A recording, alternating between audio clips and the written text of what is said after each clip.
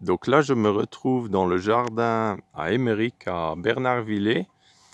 Et là, on voit des super grands tournesols, donc des beaux tournesols, hein, comme on a un peu l'habitude dans le réseau électroculture. Hein. Mais ce qui est intéressant, c'est le comparatif avec les années précédentes. Ici, avant, c'était très très sec et à cette période, donc on est le 13 septembre, tout était assez jaunâtre, hein, comme on voit dans les vignes aux alentours, assez sec, très sec. Quand on creuse, la terre est très sec. Pourtant, ici, maintenant, depuis qu'on a mis la tour ronde, c'était l'année passée, on sent que ça a vraiment complètement changé l'énergie du lieu. Par exemple, là, en dessous de cet étendoir à linge, il n'y a rien qui poussait vraiment bien. Vraiment, c'était tous les ans assez déplorable là en dessous. Et là, maintenant, il y a des choux de Bruxelles énormes. Par exemple, ce chou de Bruxelles, il fait environ 1,30 m de haut et il a des feuilles énormes. Là, il y a un chou de Bruxelles qui fait 1,60 m de haut, même vers 1,70 m. Ah, je vais vous montrer. Donc ça, c'est celui-là qui est le plus près de la tour ronde. Mais personnellement, j'ai jamais vu ça. Hein, donc là, je vais vous montrer la mesure. J'ai mis 1 m à côté. Donc là, on est, vous voyez, là, à 1,60 m de haut. Hein. Hein, donc, pris dans l'étendoir, il est un peu courbé là. Regardez ce tronc là, voilà. Donc jusqu'au bout là.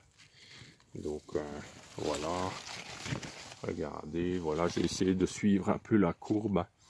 Et donc, vraiment énorme. Hein. Donc, il y a énormément de choux de Bruxelles sont en train de se former. Des feuilles magnifiques, vraiment magnifiques. Donc voilà. Personnellement, jamais vu autant à une pousse aussi vigoureuse de choux de Bruxelles. Et les tournesols aussi, ils sont magnifiques. Hein, donc l'année passée, ils n'étaient pas du tout comme ça. Maintenant, cette année, naturellement, il y a eu un peu plus de pluie. Il faisait meilleur, mais en même temps quand même très frais. Et quand même, ici, il fait quand même assez sec, globalement, dans le coin. Et il y a des super résultats. Aussi, les betteraves rouges aussi.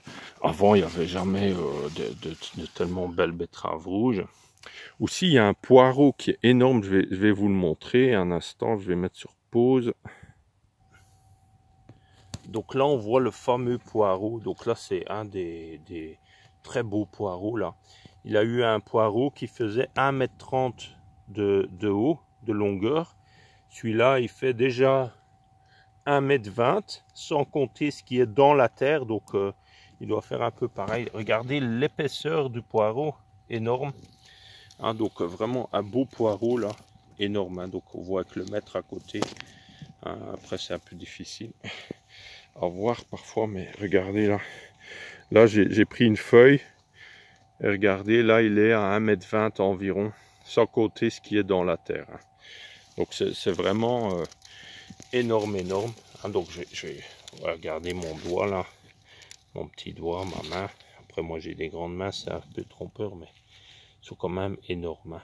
Voilà. Regardez, très beau là, la géométrie de ce poireau. Magnifique. Voilà. Donc là, on le voit entre les autres poireaux qui sont aussi très beaux. Hein. Regardez là, donc là, on voit un tournesol qui est hors zone des cônes, qui est plus ou moins petit. L'année passée, ils étaient encore plus petits hein, que celui-là. Dans la zone avec les cônes, donc les mêmes graines de tournesol, ils sont devenus très grands. Donc on voit que quand on a une différence énergétique sur un lieu, même avec la même terre, même humidité, ben, ça peut faire une grande différence. Hein. Là aussi, on voit des plants de tomates. Il y a eu le mildiou, mais là, il y a un plant qui repousse très vigoureusement. On voit qu'il y a quelque chose qui se passe. Après, voilà, ça ne résout pas tout. Hein. On peut quand même encore avoir des maladies, mais c'est une année assez forte à ce niveau-là, où il y a pas mal de mildiou. Mais voilà, il y a quand même de très bons résultats selon la culture. Donc là, l'effet principal, c'est la tour ronde remplie de basalte paramagnétique. et l'installation des cônes sur cette zone. Donc là, regardez, des très beaux tournesols. Et là aussi, vous voyez, par exemple, je vais vous montrer un tournesol là, où il y en a deux l'un à côté de l'autre, et sont tous les deux très grands. Hein, donc il y a quasiment pas de concurrence entre les deux. Hein. Voilà.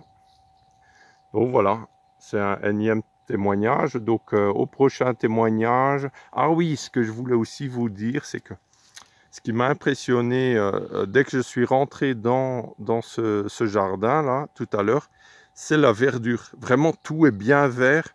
Pourtant, il n'y a pas eu d'arrosage ou quasiment pas. Et comparé aux zones des vignes aux alentours qui étaient vraiment beaucoup plus jaunes. Hein. Donc, il y a vraiment quelque chose qui s'est passé. Et ça, on remarque, c'est que les plantes avec l'électroculture, ils sont souvent beaucoup plus résistants à la sécheresse. C'est comme si, ouais, c'est comme s'il y a plus d'eau, hein.